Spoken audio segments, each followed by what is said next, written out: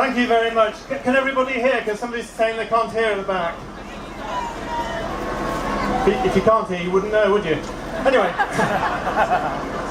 I retired a year ago from my work as consultant paediatrician. I have the privilege of working with disabled children and their families, and the added privilege, of course, of defending Lewisham Hospital, which is still incredibly busy and incredibly successful. In my years in the NHS, we've always worked together with other agencies, committed to helping disabled young people to realise their potential.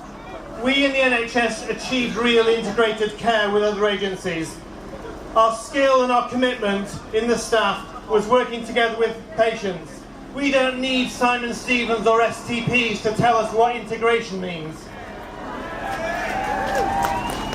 Now, as co-chair of NHS Public, a job I didn't really plan for in retirement, the fight is on to save the very services that those families that I've worked with for 25 years rely on. This government is ideologically opposed to funding public services. It's contemptuous of staff working themselves into the ground. Instead of the integration it speaks of, it is disintegrating the NHS and social care. It's breaking apart the NHS and creating a system, as we've heard, where increasingly private companies make profit from our suffering.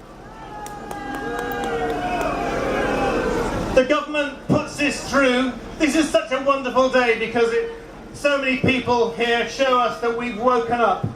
But the government has been peddling lies repeatedly, and one of them is that community care will replace the need for 30% of hospital beds.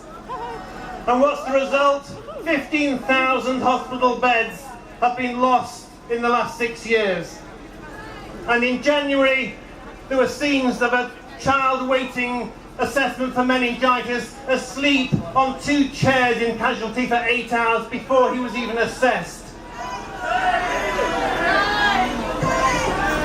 Savage cuts to community social care and to health visitors and school nurses and community nurses and public health, and hospitals like Ealing, which has lost its maternity service and its paediatric wards, mean that the lie about community care has been exposed. Community care is not cheaper, it will not save money, it will not reduce the need for hospitals, and it needs massive investment, not cuts. Keep Our NHS Public is 12 years old, and we've been there for holding 3 governments to account. We've got local campaign groups up and down the country. Our principle is that we must unite on what we agree on to defend the NHS, not pathetically divide on what we disagree on.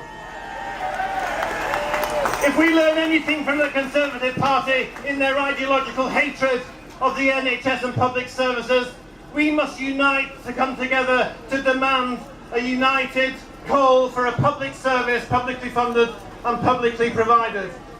We're proud of what we achieved today, proud of the demonstration, but the only value of coming here today is if we go away determined to get involved and join in the battle for our NHS and social care.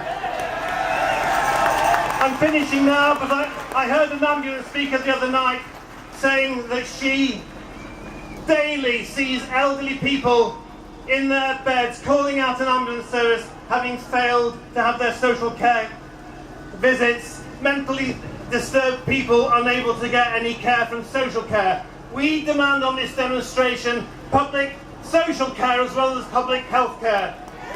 So please resolve today to join us in tomorrow's battles to win back a comprehensive, well-funded health service and social care for all. Publicly funded, publicly managed and publicly provided, and see you soon in battle.